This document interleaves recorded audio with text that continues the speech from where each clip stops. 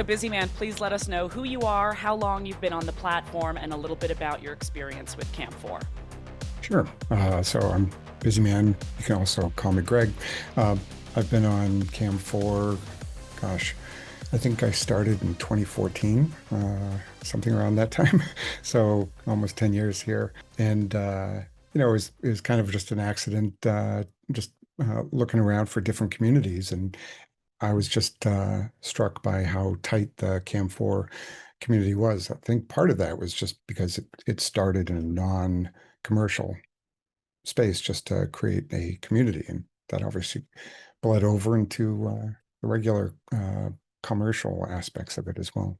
How care impacts your relationship to the community and also your relationship to self. I think it started, I think, a lot with just the impact that camming has had on me personally.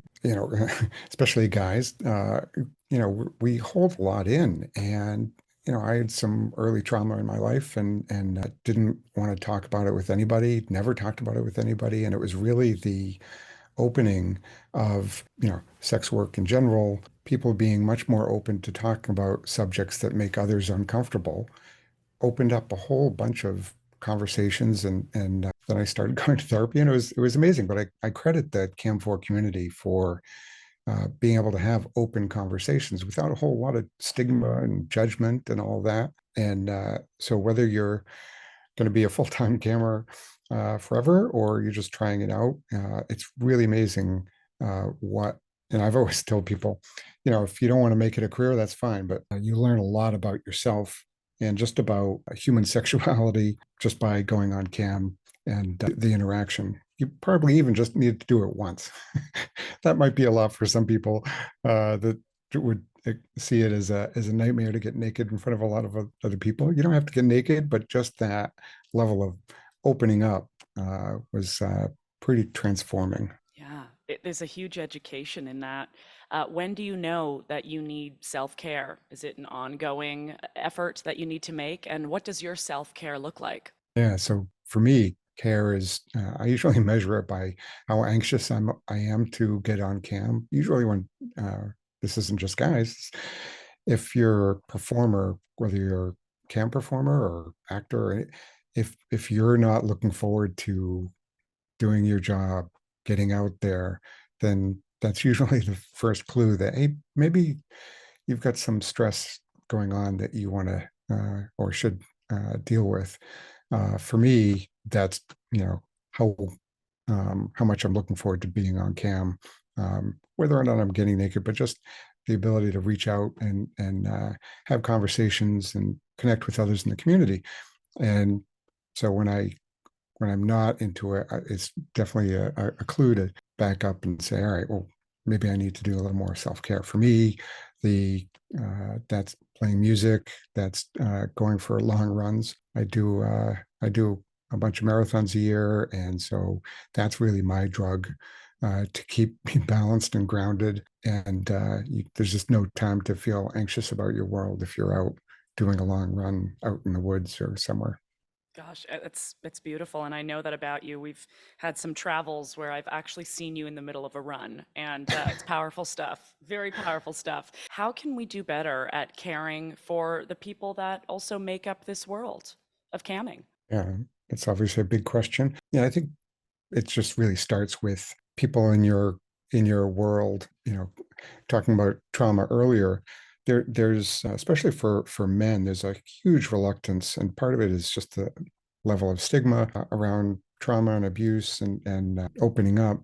And some of that is, as a community, as circle of friends or coworkers, it's looking for changes in behavior of someone as a clue that, if they're not coming to meetings or if they're coming in late to things, it's usually a good indication that there's something going on. So paying attention to friends and coworkers and even families, general behavior, it doesn't take too much prompting to say, hey, what's going on with you these days? And just opening up. A lot of times people are very willing, but they want to know that the other person wants to hear it. So true. That is so true. Give me three bullet points of what Busy Man cares about when it comes to camming? What I care, well, certainly one of them is having people open up.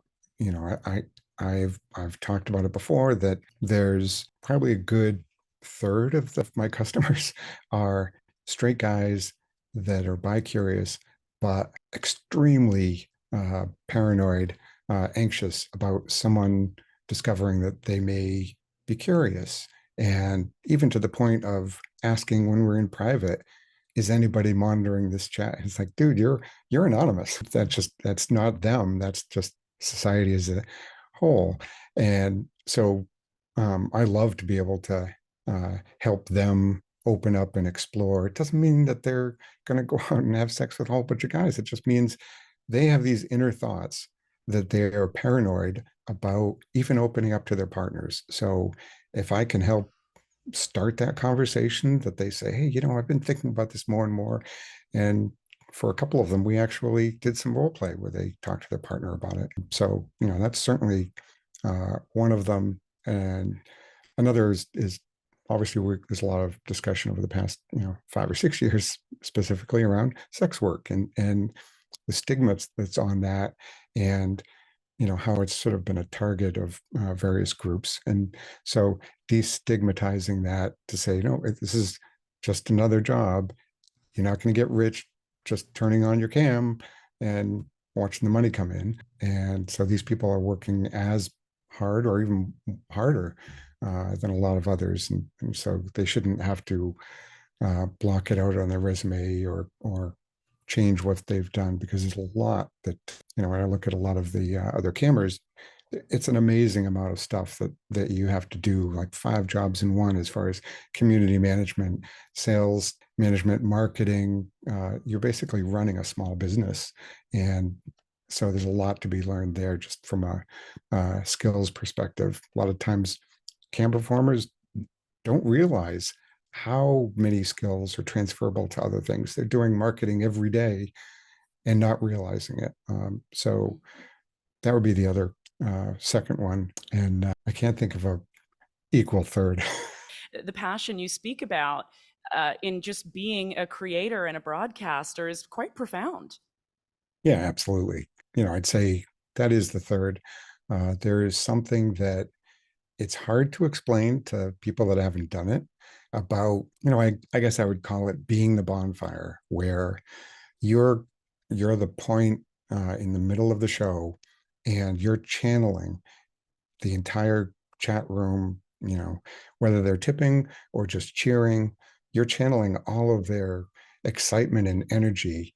And if you have a sexual climax, that's great, but just channeling that and seeing that feedback of them getting excited, and it's all together, and it's not an ego thing as much as it's just an amazing experience to open up, share yourself that way, that level of detail and intimacy with so many people all at once, and see their reaction. It's an amazing experience, and it's hard to explain to people that have gone through it.